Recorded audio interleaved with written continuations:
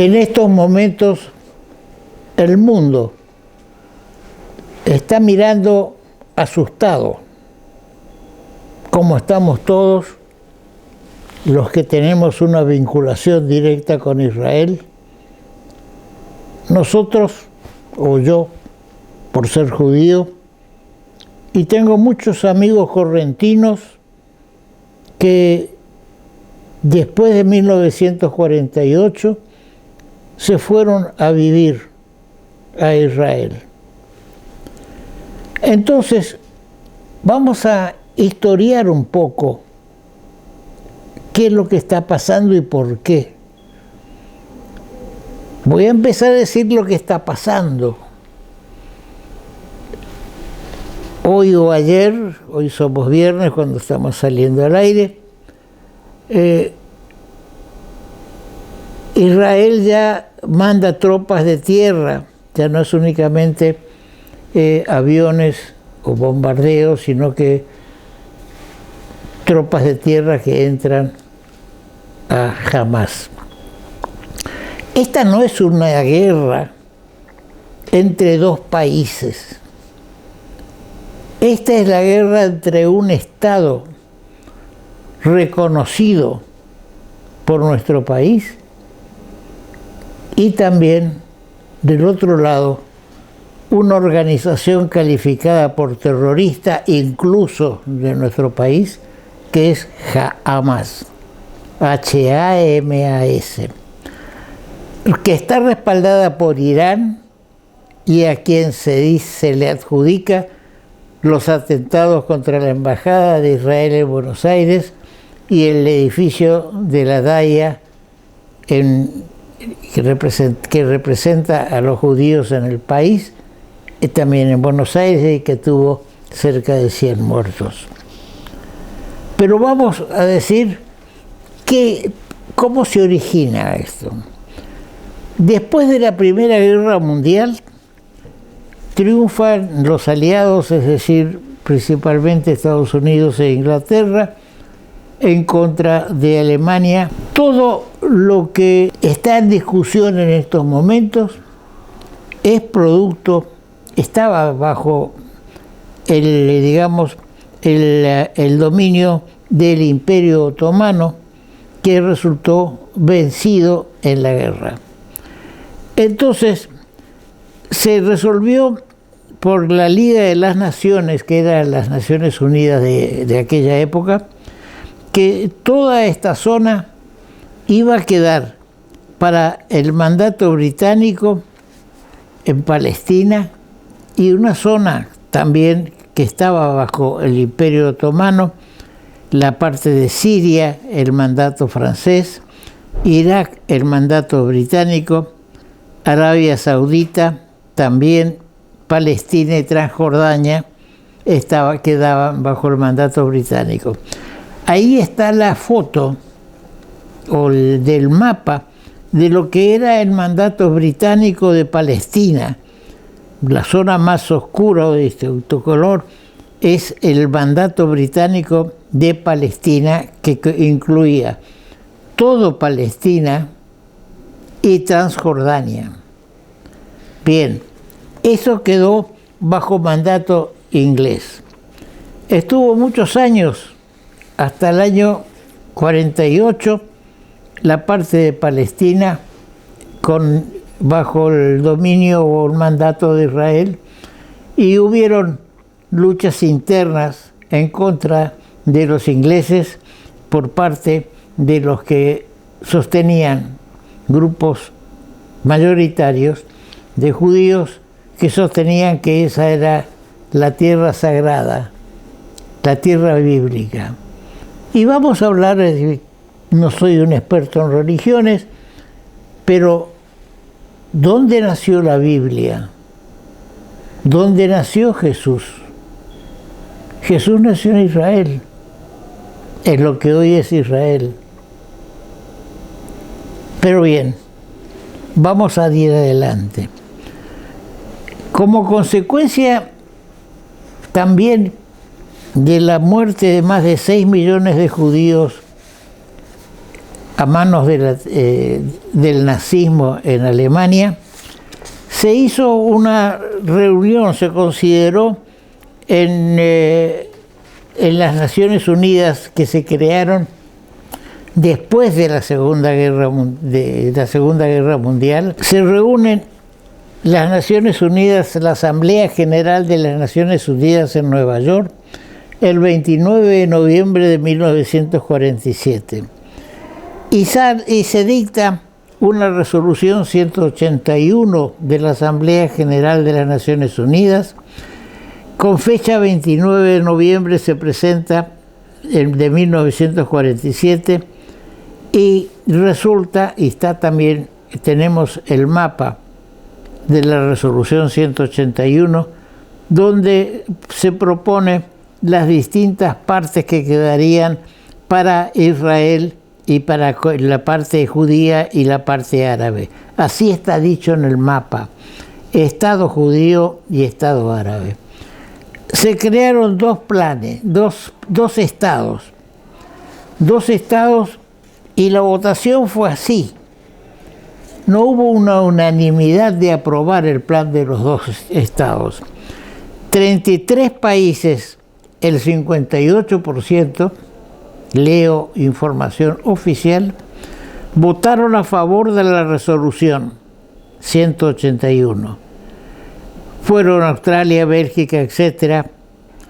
Brasil, me detengo en los más trascendentes para nosotros: Brasil, Paraguay, Uruguay y Venezuela, Rusia, también Estados Unidos, por supuesto. 13 países votaron contra la resolución. Eran la mayoría países árabes: Arabia Saudita, Egipto, Pakistán, Irán. Ya empieza Irán a oponerse al Estado judío. Hay también un mapa de la votación de la resolución, con una parte oscura donde se marca los países que votaron a favor. Y nos preguntamos, ¿qué hizo nuestro país en este tema? Y ahí empezamos a darle raíz a la resolución que sacó el gobierno argentino, condenando una desproporción por parte de Israel en su defensa, que es atacada a su país por cohetes que se lanzan desde Gaza. ¿Y qué hace un país, un Estado, cuando es atacado por una organización terrorista? Se defiende. Muere mucha gente, es cierto. Caen muchos edificios, es cierto. Pero Israel tiene derecho a existir. ¿Qué hizo nuestro país en ese entonces? Se abstuvo. No le interesó al gobierno militar de entonces, no le interesó. Después de la revolución del 43 viene un gobierno militar y la guerra estaba en su apogeo en ese momento, pero como consecuencia de una resolución de la reunión que hacen los líderes de Rusia, de Estados Unidos e Inglaterra, resuelven que no se va a admitir a ningún país que no declare la guerra antes del 1 de marzo de 1945. Por supuesto, ¿por qué? Porque Alemania ya estaba derrotada para el 45. Estaba derrotada y entonces cayó Varsovia en manos de los rusos, entraron a Berlín, caía Berlín y terminó la guerra.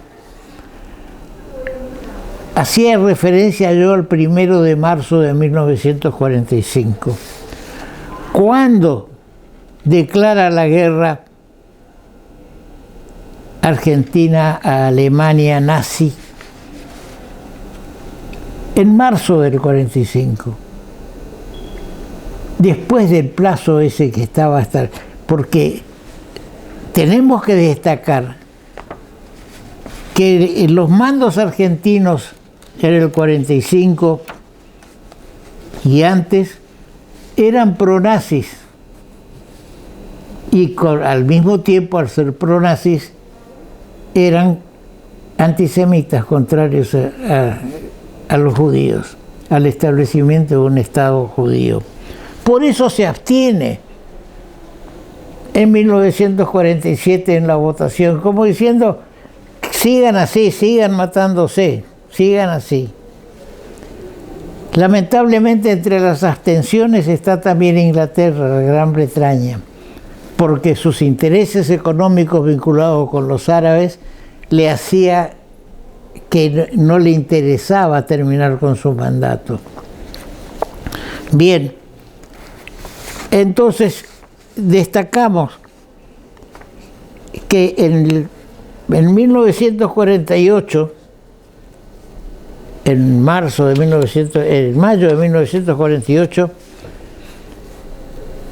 los líderes judíos, el liderazgo judío en Palestina, proclamó el establecimiento del Estado de Israel el 14 de mayo de 1948, momento en el que terminó el mandato británico, aunque sin anunciar cuáles serían sus fronteras. Al día siguiente, el 15 de mayo, Israel fue invadida por 5 ejércitos árabes. 5 ejércitos árabes contra un puñado que era Israel, lo cual marcó, dice la información de Google, el inicio de la guerra árabe-israelí, conocida por los israelíes como Guerra a la Independencia. Tenemos el mapa de la línea del armisticio que se produce en 1949, después de la proclamación del Estado de Israel. Y vamos a ver una parte de distintos colores y vemos que limita a Israel con Líbano, Siria, Jordania y Egipto. Jordania tenía el respaldo de Gran Bretaña y que le armó y le organizó un ejército que fue derrotado también por Israel. Egipto tenía un ejército armado, también fue derrotado. Como consecuencia de estas líneas de armisticio que estábamos viendo, se produce después, en 1967, al no haber, fronteras definitivamente definidas, se produce la Guerra de los 6 días y tenemos el mapa, cómo queda esa zona después de la guerra de 1967. Tierra ocupada por Israel en 1967, los altos del Golán que estaban en Siria y todo el Negev, que era ya consolida la parte del desierto del Negev.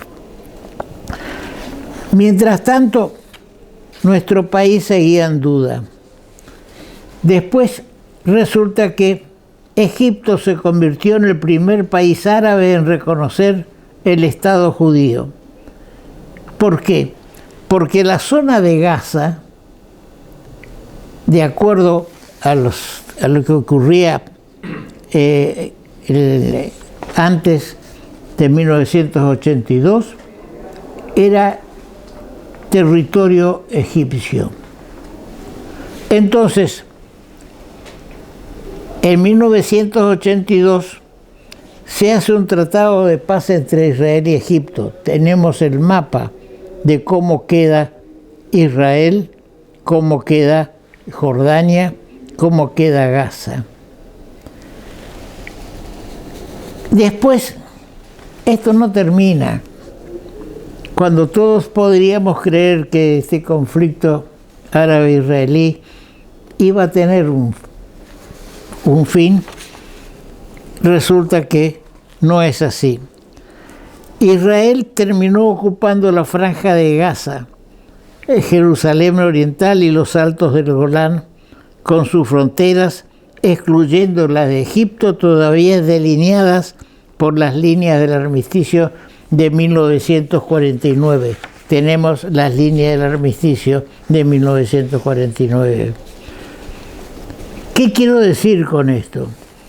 Que esto no es una cuestión que nace hoy o que nació ayer por problemas locales o problemas, se dice que por problemas religiosos, porque los judíos ortodoxos bailaron en una zona de Jerusalén que reclaman los árabes.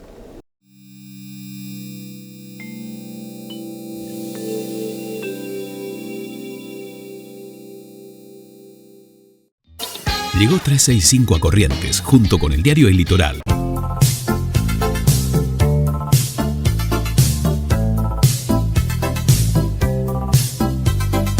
El alba mi sveglierà, mediterranea e sola, mentre mi petti.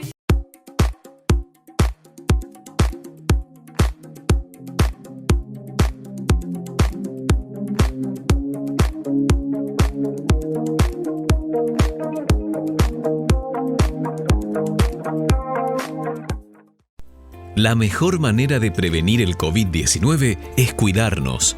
Usa barbijo siempre. Guarda la distancia con los otros. Higieniza constantemente tus manos. Seguí disfrutando con todos los cuidados. Si sentís síntomas como fiebre, tos, dolor de garganta, pérdida de olfato o gusto, toma las precauciones necesarias. Quédate en casa y acércate a cualquier centro de testeo. No es momento de aflojar. Por vos, por los tuyos y por todos, sigamos cuidándonos. Municipalidad de Corrientes. Hidrovía, vía libre para exportar.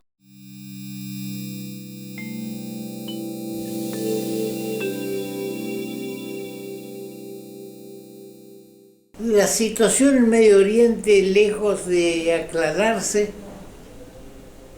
se va enturbiando. Y mal. Algunos se sorprenden por la posición argentina de haber votado a favor de que se investigue si hay violación a los derechos humanos por parte de Israel al defenderse de más de 4.000 misiles largados desde Gaza. Debió haber más moderación. ¿Puede haber moderación cuando alguien es atacado?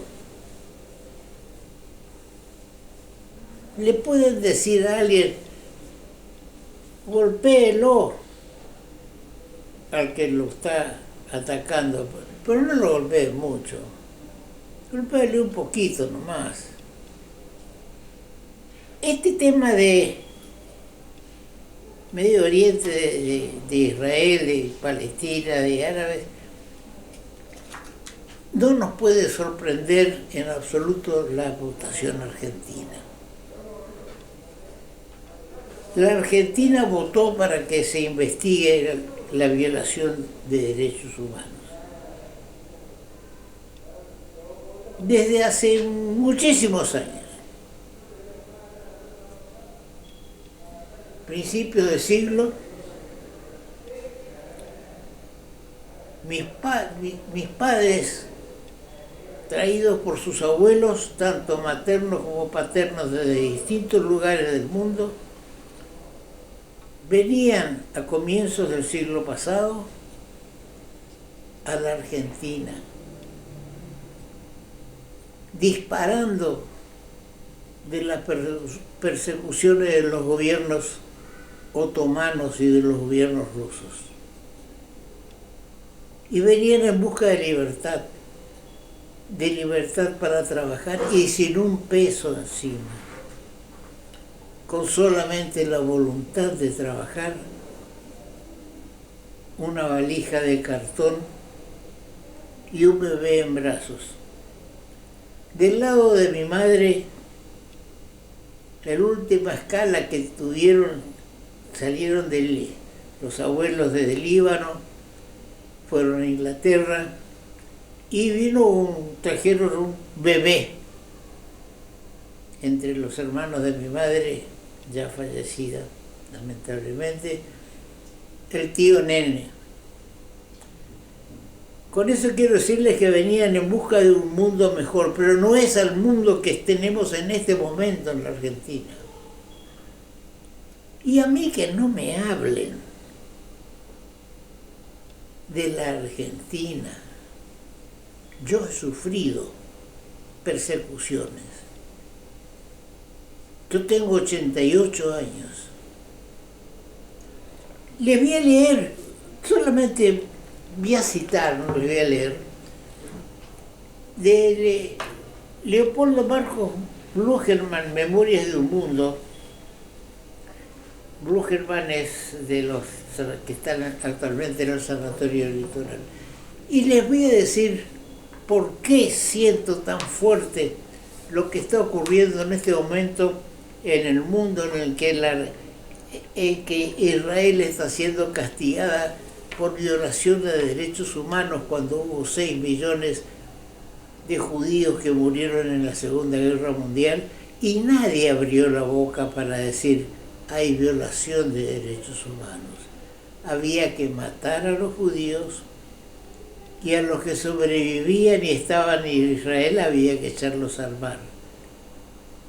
En los siglos XVIII y XIX, XX, más en el fines del XIX y el XX, hubieron corrientes migratorias de judíos.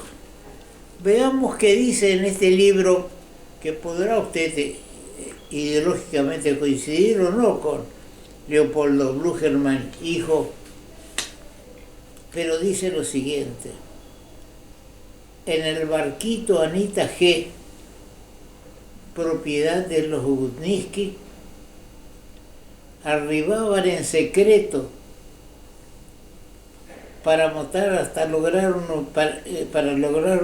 una ubicación, para morar hasta lograr una ubicación en la sala de la colectividad judía en la calle San Martín, en la sociedad israelita Sholem Aleichem, de las cuales uno de los constructores fue mi tío Jacobo. Allí el suelo estaba cubierto de colchones, valijas y pobres pertenencias en espera de un destino mejor. Eso fue en el año 30 y algo. También a mí, a un primo hermano fallecido también, de mi misma edad casi, también sufrimos discriminaciones.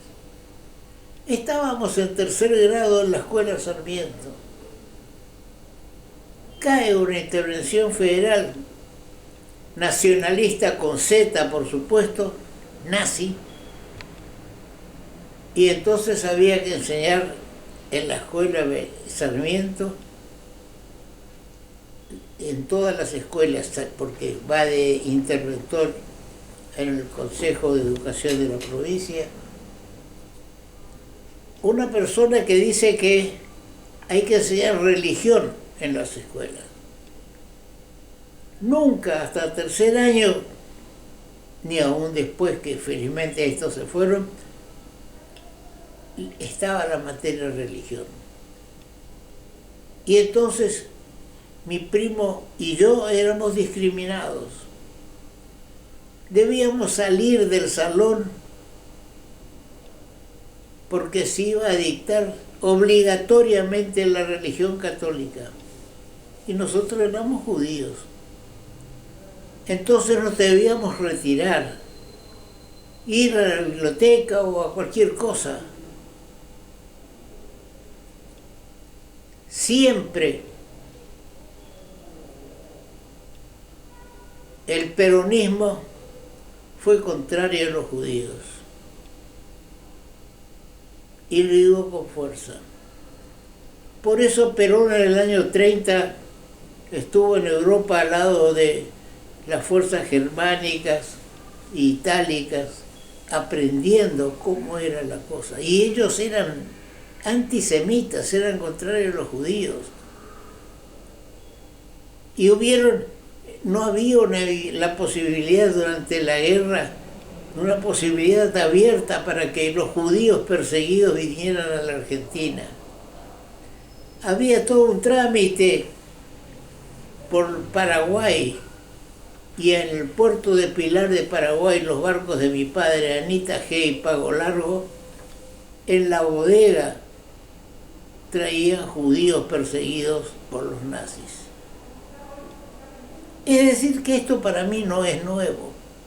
No es nuevo que la Argentina no haya votado a favor de la división de Palestina o de la creación del Estado de Israel. Se abstuvo. Para mí no es nuevo que vote ahora para investigar si hay violación a los derechos humanos por parte de Israel en esta última guerra que hubo de 4.000 y pico de misiles que iban con cohetes de Gaza a Israel. Se puso en situación de igualdad a la franja de Gaza, terroristas, se los puso en igualdad de situación con un Estado. El Estado de Israel es un Estado constituido y reconocido por la Argentina.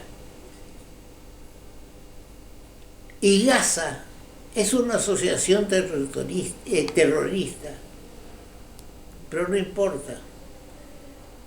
El diario La Nación nos pone la figura de quienes, de los 24 que votaron contra Israel.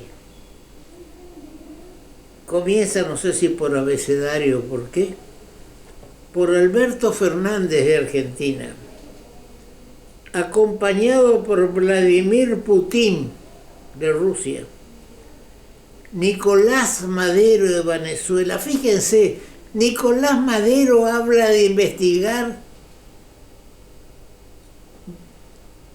derechos humanos. Está también Xi Jinping de Rusia. Y los otros 24, por ahí está López Obrador de México. Son 6 que están en la consideración. Los otros, les voy a leer así, son 24 los países: Romalia, Eritrea, Gabón, Bolivia, Haití, Canal, Daer, Armenia,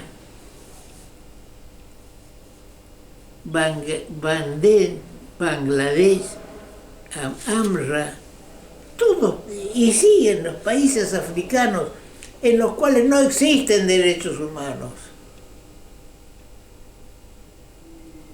El señor director va a poner a consideración de ustedes una imagen de La Nación del domingo de la ciudad de Tel Aviv, donde hay 2 o 3 o 4 rascacielos. Eso no lo hicieron los ingleses en su ocupación de Palestina. Eso lo hicieron de Israel, corridos por los nazis, sobrevivientes de los nazis, en pleno desierto. Los judíos que eran pobres en Egipto y que cruzaron el Sinaí, el Mar Rojo, porque Dios les dio lugar para que huyan de la dictadura de Egipto. Nadie nació millonario. Nació con 2 manos, trabajando. Y ahora se defiende Israel del ataque árabe y es condenado. Yo pienso mucho en esto. Pienso mucho porque como les dije, yo lo sentí, yo sentí la discriminación. Yo sentí en el 30 y tantos, en Plácido Martínez y Tucumán, de esta ciudad, cómo mi padre tenía una empresa de navegación que es la que iba de Barranquera, Corrientes hasta Formosa, y en la cual traía los inmigrantes judíos que no podían venir en otra forma, así como un letrero preparado, ya no sé, eran otras épocas, para poner empresa de navegación Samuel Gundisky. No pudo hacerlo porque le aconsejaron, era convocar al nazismo correntino, que lo había, al nazismo correntino, que lo hay al nazismo correntino, y lo digo con toda certeza, hay nazis en Corrientes, pero sepan esos nazis en Corrientes que les vamos a dar batalla. Los judíos de Corrientes les vamos a dar batalla. No encontrarán más judíos ovejas que no sabían dónde los llevaban y llegaron a ser 6 millones. Vamos a un corte.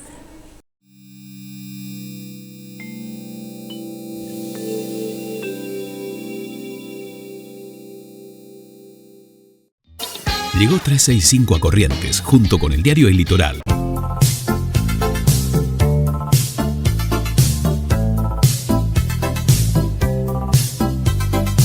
El alba mi sveglierà, mediterranea e sola, mentre mi petti.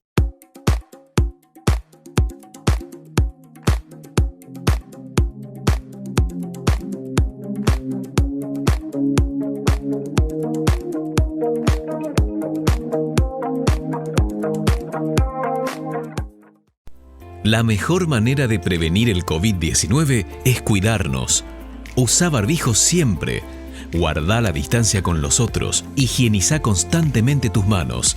Seguí disfrutando con todos los cuidados. Si sentís síntomas como fiebre, tos, dolor de garganta, pérdida de olfato o gusto, toma las precauciones necesarias. Quédate en casa y acércate a cualquier centro de testeo. No es momento de aflojar. Por vos, por los tuyos y por todos, sigamos cuidándonos. Municipalidad de Corrientes. Hidrovía, vía libre para exportar.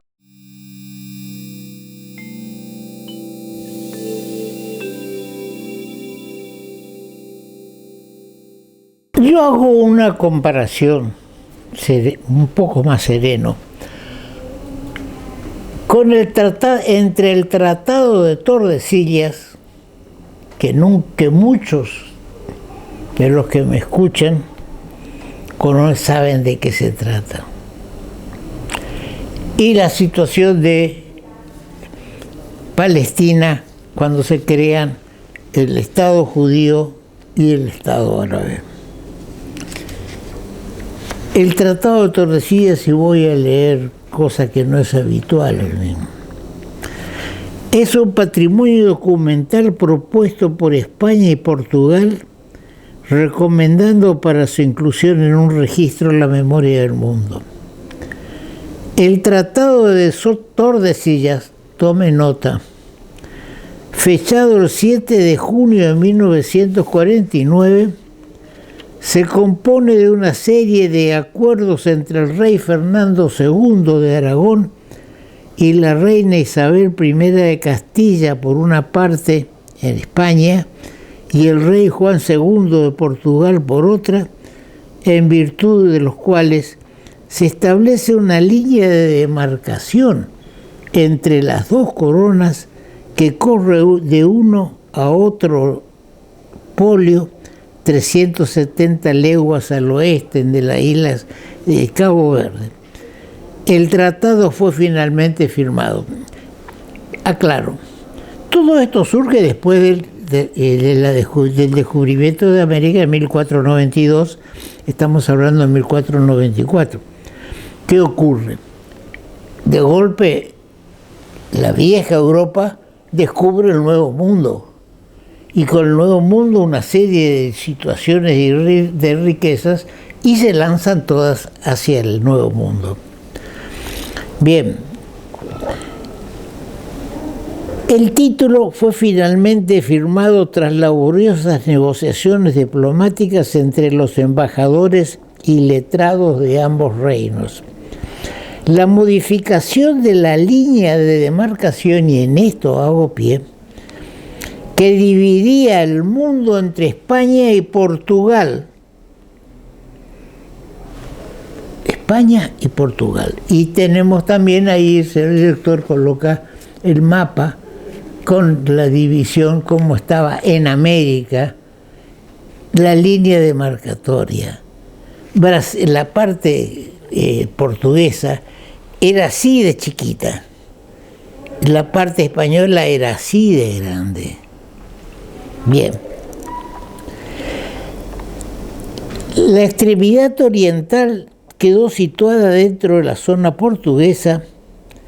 Este documento es esencial para comprender la historia de América y las relaciones económicas y culturales entre América y Europa. Es una referencia importante, no solo en lo que concierne a la historia del Océano Atlántico, sino también al mundo. Las dos grandes potencias de ese momento, España y Portugal, se ponen de acuerdo de que, acá diríamos, en el mapa usted lo va a ver con más claridad, la parte de Brasil, del actual Brasil, que le corresponde a Portugal, es así. Acá está la línea que viene, y todo esto España. ¿Dónde está la similitud con la partición de Israel, de Palestina? Se crea una parte judía, una parte árabe, y así queda, con la sanción de las Naciones Unidas. Pero los árabes no aceptan esa línea, así como Portugal no aceptó la línea de Tordesillas. Y los árabes invaden la zona asignada a los judíos al grito de los judíos al mar, matarlos a los judíos. Israel se defiende, le gana la guerra a 5 ejércitos árabes, incluido Egipto y Jordania, y avanza, y queda. ¿Qué hizo Brasil con Tordesillas? Le hizo la guerra a España y le ocupó la tierra y quedó. ¿Qué pasa con Chile y Bolivia? Chile le cerró la salida al mar a Bolivia y quedó. Y no pasó más. Pero a los judíos hay que echarlos al mar. Si los árabes hubieran aceptado la creación de los dos estados, tal vez, no es fácil, pero tal vez, se hubiera creado un país Palestina con judíos y con árabes. Pero no fue así. Se creó esa situación que hizo crisis y revienta día a día, y revienta todos los días. Y lamentablemente,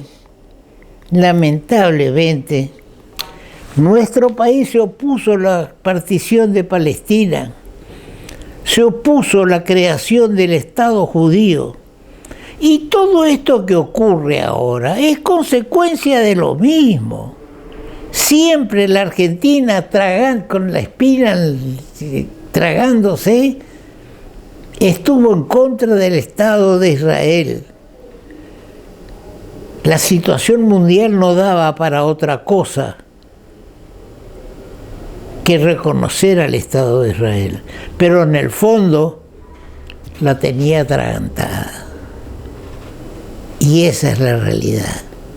Y entonces ahora quiere investigarlo con esto. Yo digo que hay muchos peronistas que no son antisemitas, no son contrarios a los judíos. Pero sí digo que hay muchos peronistas que son contrarios a los judíos, como lo fue Juan Domingo Perón mientras estuvo haciendo su curso en Italia. Era el agregado militar de la Embajada Argentina en el gobierno de Mussolini. Y Hitler y Mussolini le comprometían, si ganaban la guerra, que le iban a dar las Malvinas a las argentinas, entre otras cosas, si ganaban la guerra. ¿Y cuándo le dicta a la Argentina la guerra a Alemania y Japón? Cuando estaban vencidas, en 1945. Es decir, que el corazón argentino siempre estuvo, del gobierno argentino, siempre estuvo a favor de Alemania, de los nazis. Ese gobierno era peronista. Y este gobierno que firma el acuerdo con Irán, y que yo dije en su momento, ya no encuentro más entre tantos papeles, dije, cuando el fiscal Nisman presenta su denuncia sobre el pacto de Irán, la jueza Servini de Cubría lo rechaza porque era feria. Digo, ¿a quién cubría Servini de Cubría? La cubría Cristina.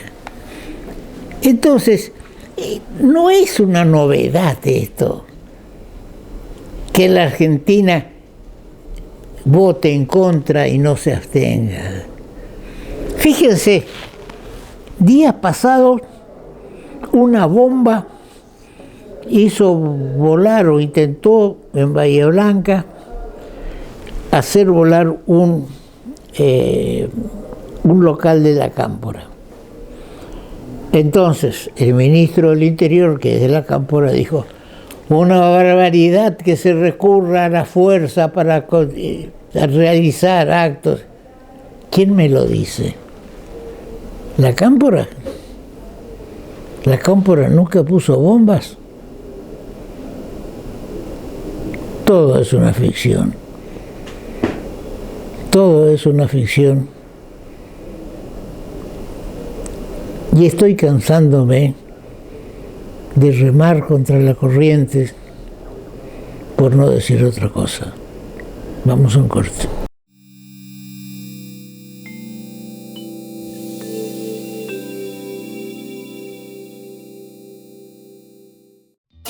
Llegó 365 a Corrientes, junto con el diario El Litoral.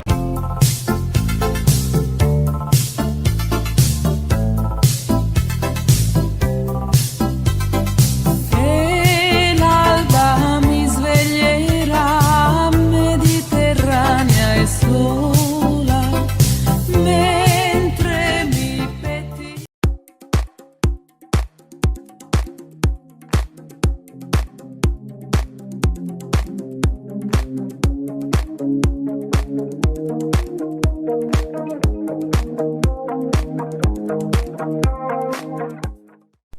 La mejor manera de prevenir el COVID-19 es cuidarnos. Usá barbijo siempre. Guardá la distancia con los otros. Higienizá constantemente tus manos. Seguí disfrutando con todos los cuidados. Si sentís síntomas como fiebre, tos, dolor de garganta, pérdida de olfato o gusto, toma las precauciones necesarias. Quédate en casa y acércate a cualquier centro de testeo. No es momento de aflojar. Por vos, por los tuyos y por todos, sigamos cuidándonos. Municipalidad de Corrientes. Hidrovía, vía libre para exportar.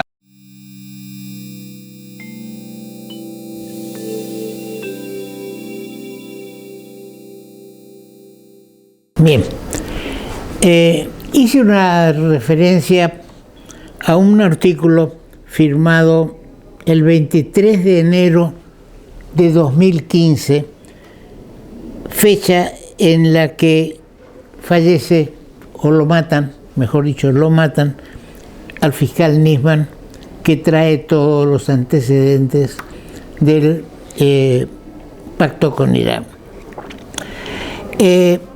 Lo único que hizo ante la jueza, y el título de mi artículo es ¿a quién cubría la jueza Neservini de Cubría?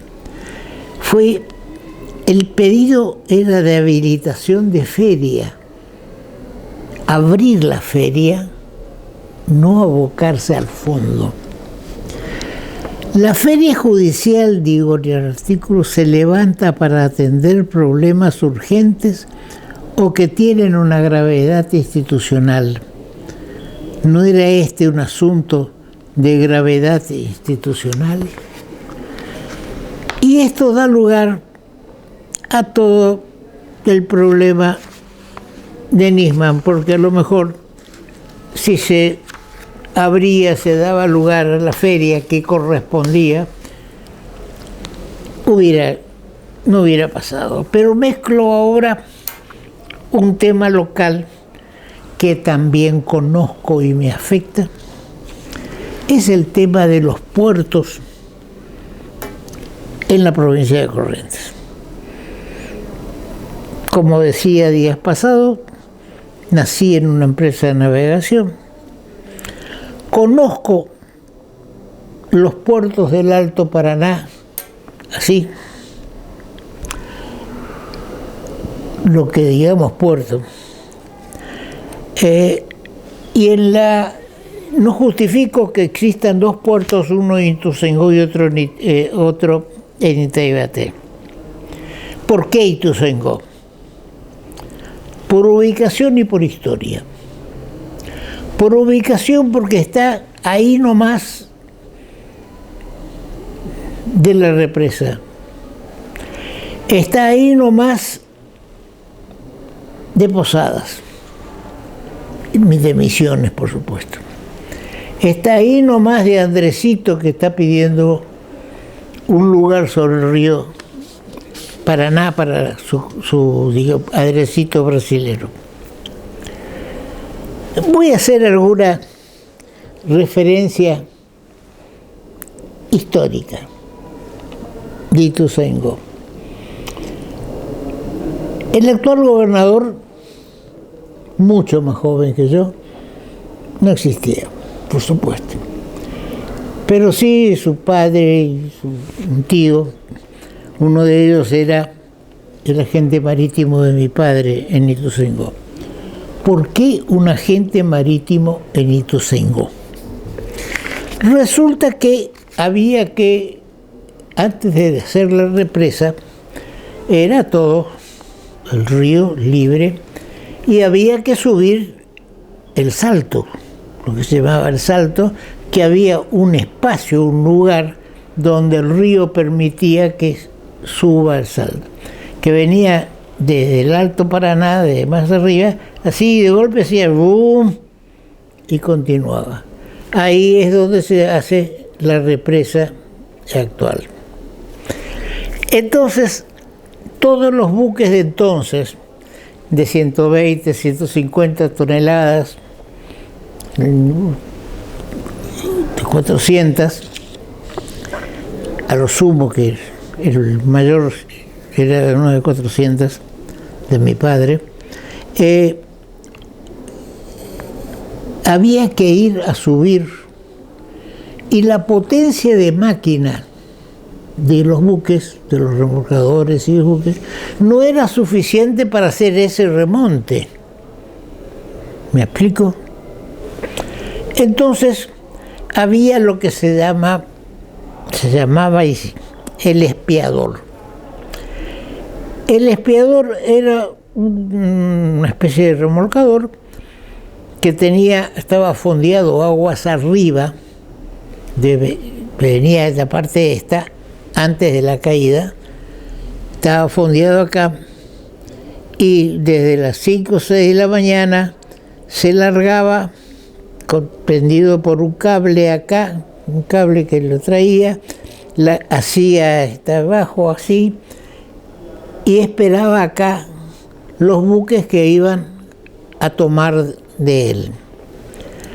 Entonces los buques, la popa del espiador y la proa del buque se unían con cables y el espiador empezaba a girar un molinete que hacía posible que el buque se pusiera arriba.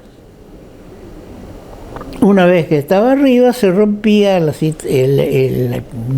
unión y el buque, el espiador volvía y levantaba 1, 2, 3, 5 y el lugar donde quedaban los buques era Ituzaingó, que por otras razones cabareteras, si se quieren, era llamado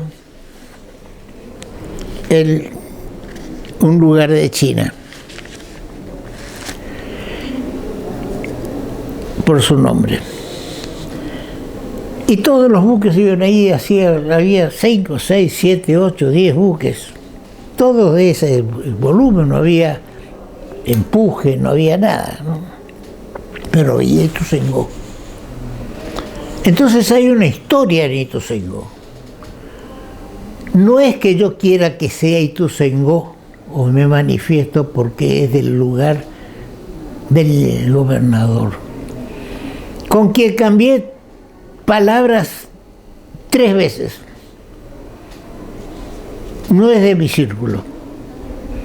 Debería hacerlo, por lo menos para estas cosas de hidrovía, puertos y demás, pero no estoy incluido. Entonces, hablar de Ituzaingó como ubicación es la ideal, porque ahora que se habilitó el tránsito por encima de la represa,